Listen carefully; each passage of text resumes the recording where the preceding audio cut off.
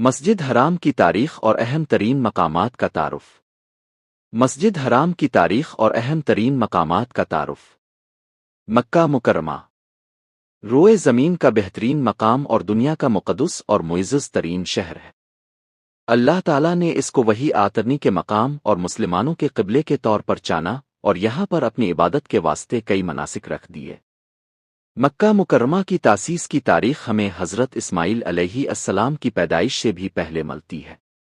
بعد ازاں انہوں نے اپنے والد حضرت ابراہیم علیہ السلام کے ساتھ مل کر بیت اللہ کی بنیادیں اونچی کیں۔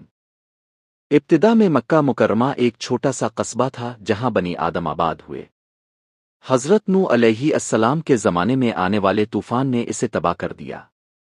اس کے بعد علاقے نے ایک خشک وادی کی صورت اختیار کر لی جو ہر طرف سے پہاڑوں میں گھری تھی۔ مکہ میں زمزم کا کنواں پائیوٹنے اور بیت اللہ کی بنیادیں بلند کیے جانے کے بعد لوگوں نے یہاں آ کر بسنا شروع کر دیا۔ اس دوران قبیلہ جرہم کی ایک جماعت نے اس کی نگرانی سنبھال لی۔ مکہ مکرمہ میں کئی مقدس اسلامی مقامات ہیں جن میں نمایاں ترین مسجد حرام ہے۔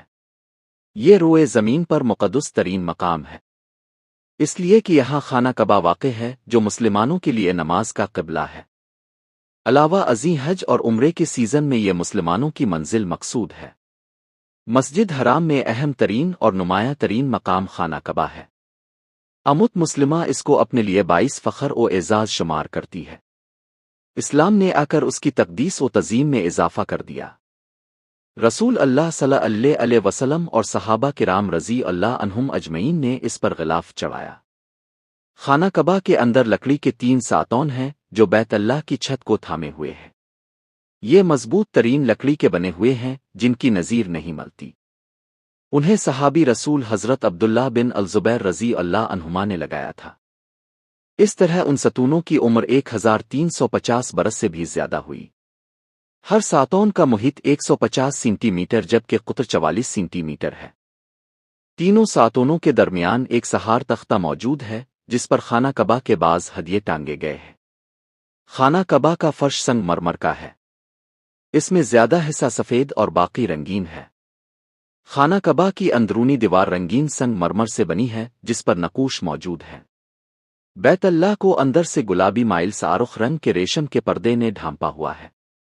ان پر سفید دھاگے سے کلمہ شہادت اور اللہ کے بعض نام تحریر ہے۔ خادم حرمین شریفین اور سابق سعودی فرما روا شادہ فہد بن عبدالعزیز مرحوم کے دور میں خانہ کعبہ کی غیر معمولی دیکھ بھال سامنے آئی۔ اس دوران خانہ کعبہ کی اندرونی اور بیرونی تجدید اور تزئین دیکھنے میں آئی جس کی مثال 1040 کے بعد نہیں ملتی۔ حتیم خانہ کعبہ کی شمالی سمت واقع دیوار ہے۔ قریش نے خانہ کعبہ کی تعمیر میں حضرت ابراہیم علیہ السلام کی وضع کردہ بنیادوں میں سے بعض کو چھوڑ دیا تھا۔ حتیم کی دیوار واضح کرتی ہے کہ یہ بیت اللہ کا حصہ ہے۔ حضرت عائشہ رضی اللہ عنہا سے مروی روایت کے مطابق رسول اللہ صلی اللہ علیہ وسلم نے ارشاد فرمایا تھا، تمہاری قوم نے کعبہ کی بنا کو چھوٹا کر دیا، اور اگر تمہاری قوم نے نیا شرک نہ چھوڑا ہوتا تو میں جتنا انہوں نے چھوڑ دیا ہے اس کو بنا دیتا۔